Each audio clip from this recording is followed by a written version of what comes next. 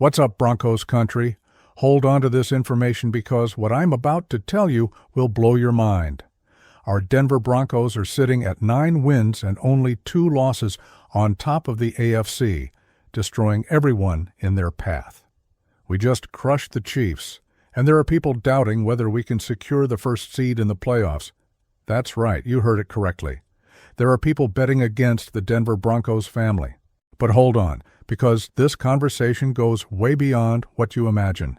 Stay with me until the end of this video, because I'm going to show you exactly what's happening behind the scenes of this crazy race for the AFC playoffs. Look at the situation, family. We just ran over the Kansas City Chiefs, that team that dominated the division for 9 consecutive years. 9 years, people. And who finally put an end to that reign? It was our Denver Broncos.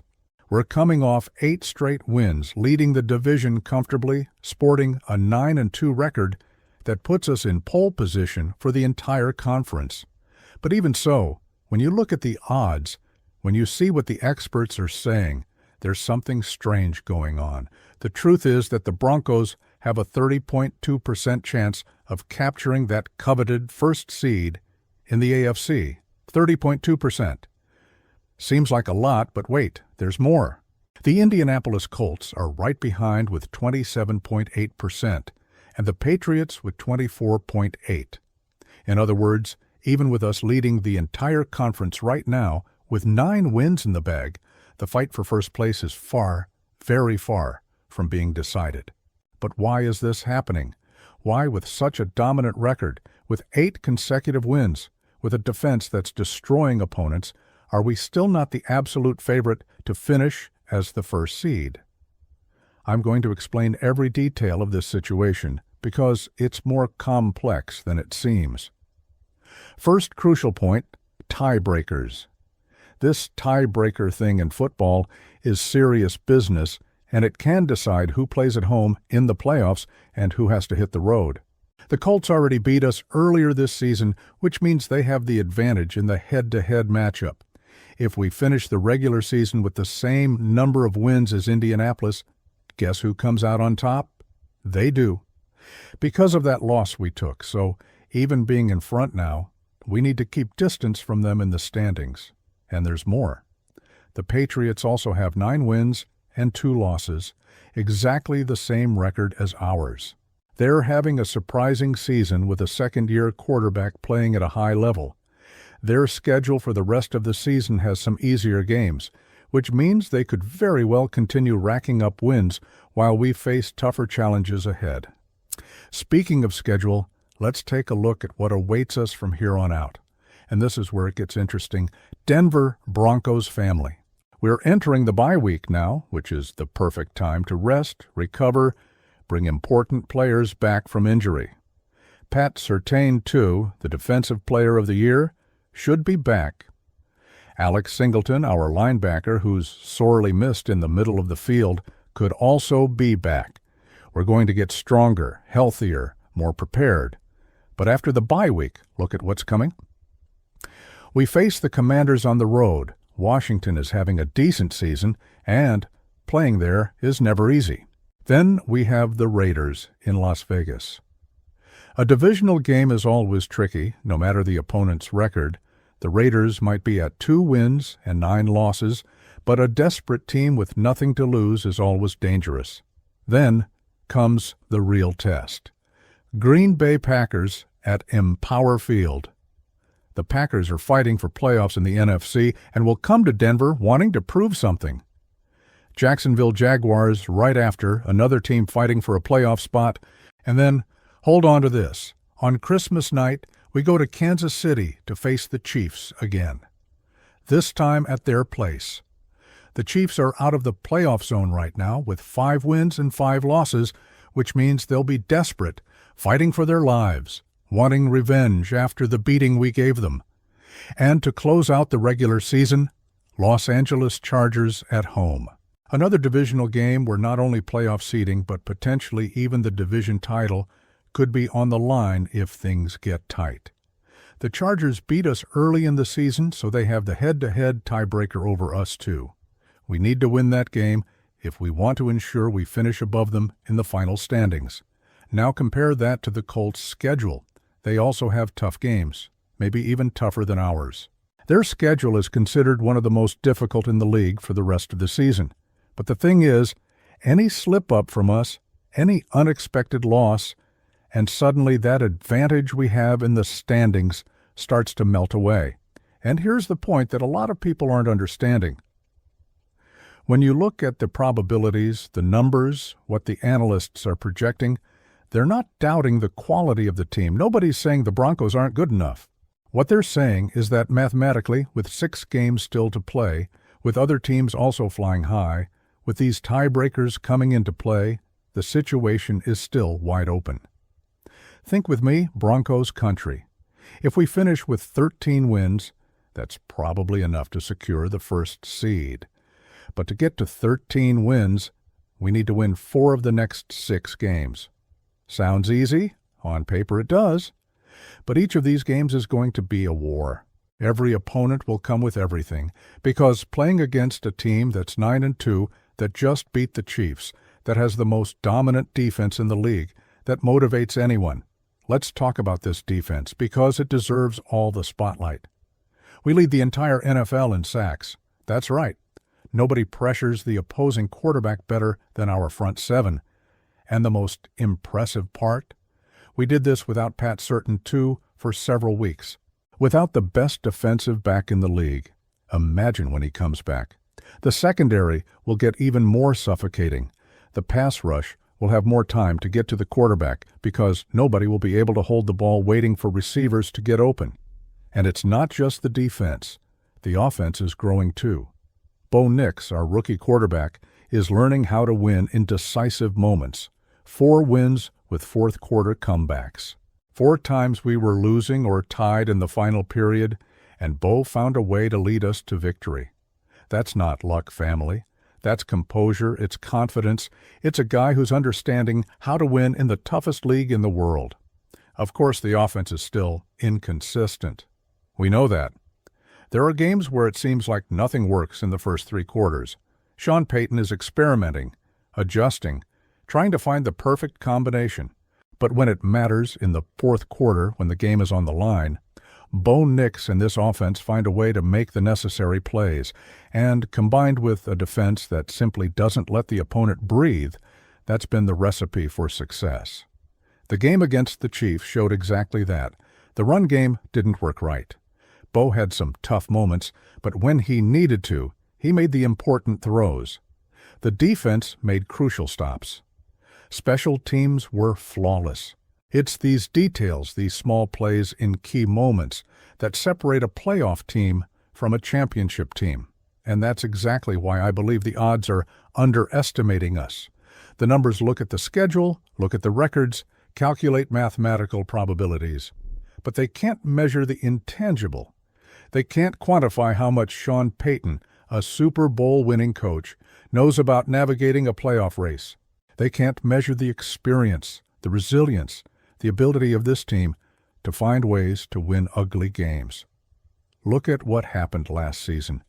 We were 1-6 in one-score games. 1-6.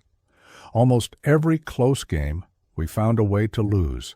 This year, 7-2 in one-score games. That's not a coincidence. It's growth, it's maturity, it's a team that learned how to close out games.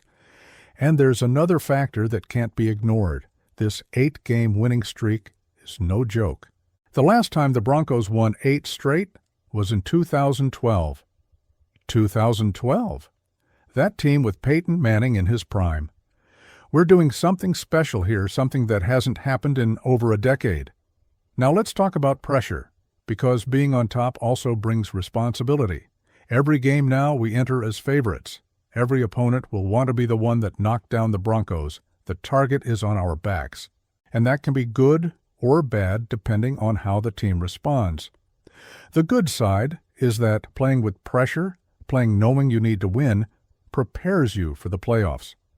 There are no easy games from now on. Every Sunday will be a test. And if we can navigate through this schedule, if we can maintain or improve this record, when the playoffs come, we'll be ready for anything. The challenging side is that any slip, Any game where we relax could cost us dearly.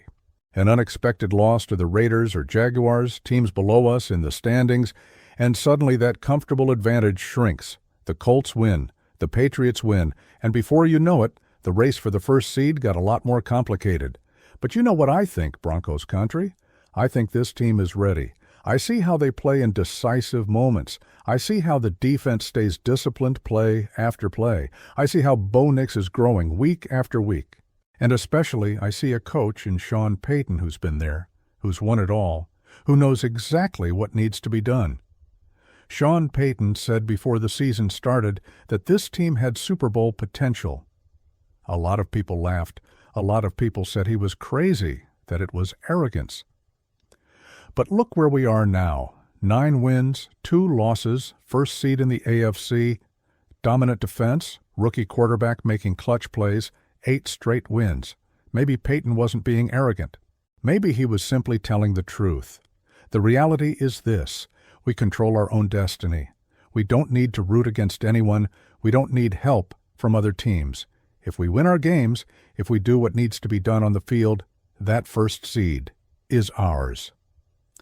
Home field advantage throughout the playoffs. No road games until the Super Bowl. Everything going through Empower Field at Mile High, with Broncos Country making that deafening noise that turns our stadium into an impossible fortress to conquer. And you know what that means?